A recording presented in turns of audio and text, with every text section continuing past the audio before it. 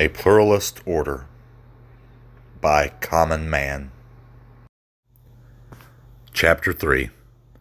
Localism versus Globalism. Why nationalism is not the issue. The mass media loves to discuss the rise of nationalist sentiment around the globe. Anything that appears to be a revolt against globalization is denounced as nationalism. Nationalism, as taught to us by our history books, is the scourge of people easily betrayed by tyrants like Mao and Stalin and Hitler. What truly is nationalism? Is it the fever that is really sweeping the world today? Nationalism is the identification with one's own nation and support for its interest above other nations, or even that of your personal locality. This is what is most often thought of when one says American or Russian or Chinese nationalism. There is also a secondary definition which makes nationalism the advocacy of the political independence of a particular nation or people. This is what we think of when saying Scottish or Kurdish nationalism. When considering this definition, the rest of the global independence movements hinge upon your personal definition of a nation. Are the Quebecois nationalists? What about the Albertans? The Texans or the Californians? Events in Italy and Spain seem a reversal of the rise of Spanish and Italian nationalism taught to us in the history of the unification of these countries. Perhaps we should ask, are these movements anti-globalist because they are nationalist, or are they nationalist simply because they are anti-globalization? What they oppose must also be defined. Globalism is the operation or planning of economic and foreign policy on a global basis. Globalization is the process by which business or other organizations develop international influence or start operating on an international scale.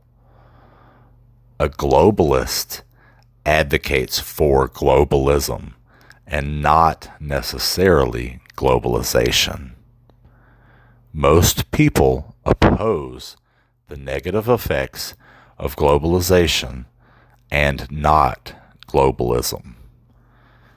It seems there may be some confusion over terminology, but similarities in core desires. Fertile ground to sow the seeds of compromise.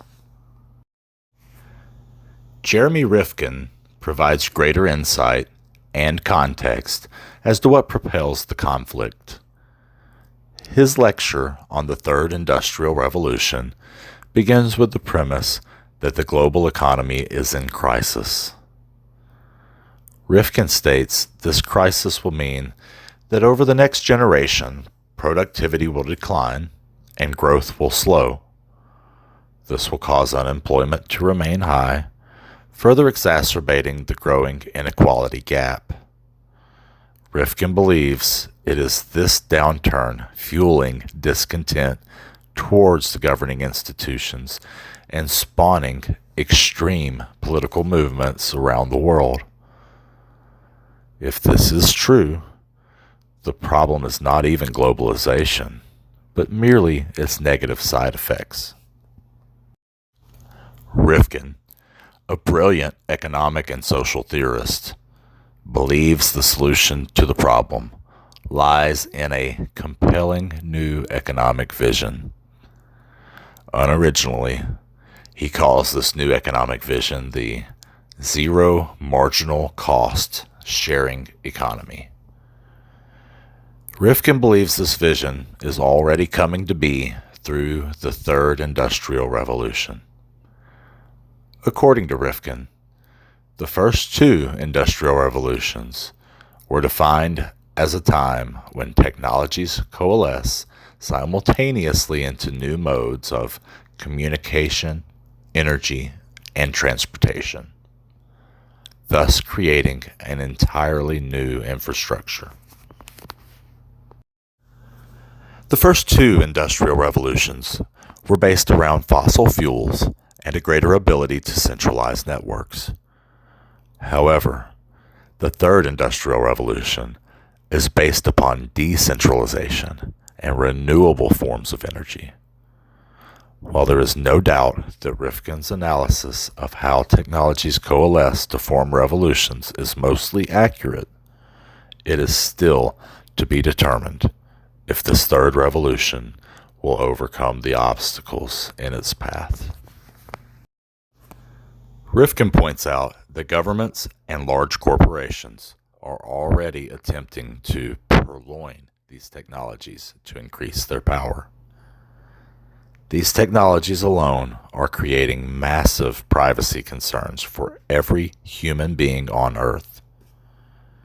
Terrorism, an ubiquitous concern anywhere there are security issues, is also prevalent in the new technologies.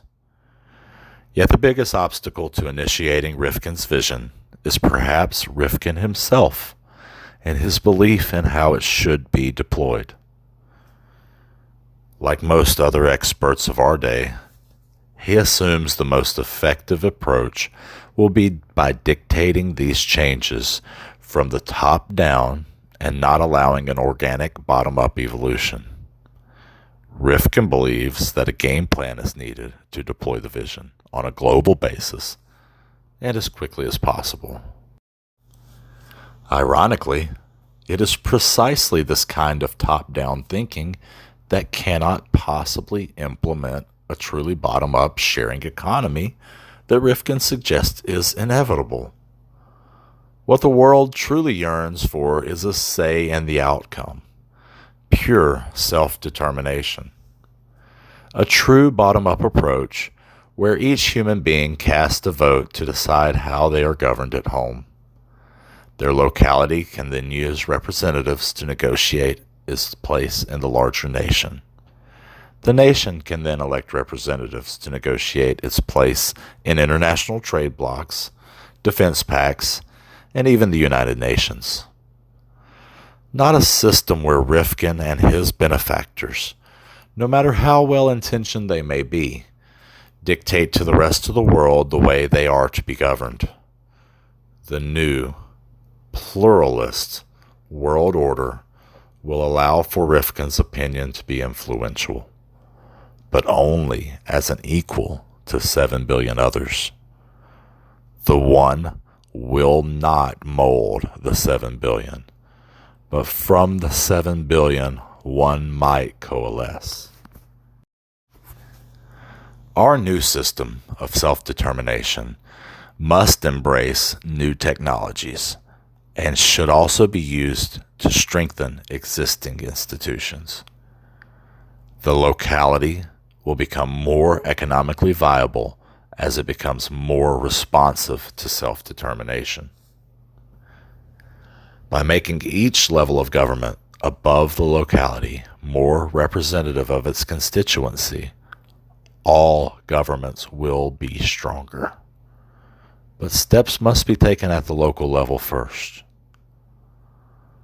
If all of the extreme political movements, as Rifkin calls them, were boiled down to one core tenet they have in common, it would be this: desire for self-determination.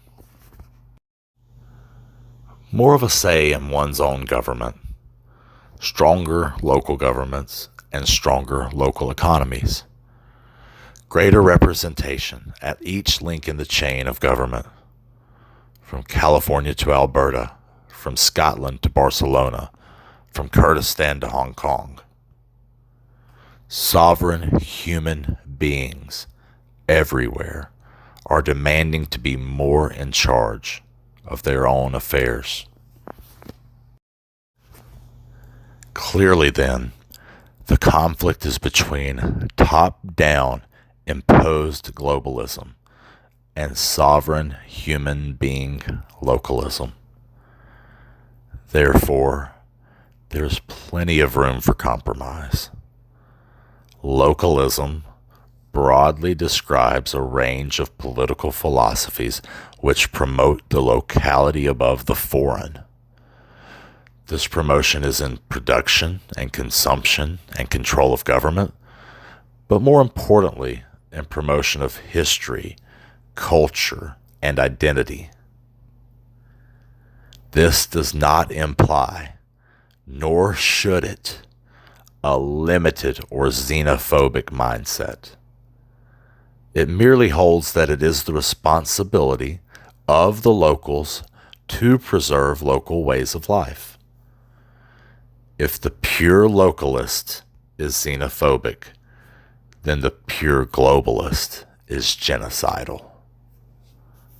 It is my contention that very few purists exist in either camp. Most localists see the benefits of globalization. Likewise, most globalists see the benefits of unique local cultures. The compromise is right before our eyes.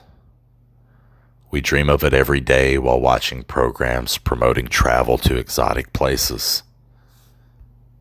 The localist must exist to preserve the unique character of the locality. This is its exotic factor to the rest of the world. The globalist must also exist to create and benefit from technologies that make such travel possible. While this certainly exists today, it must become more inclusive. The people of the exotic locale must have say over their own destiny, and the benefits of globalization must be available to all. Tomorrow's bottom-up system will have to be like the resorts of the wealthy in these locales, all inclusive.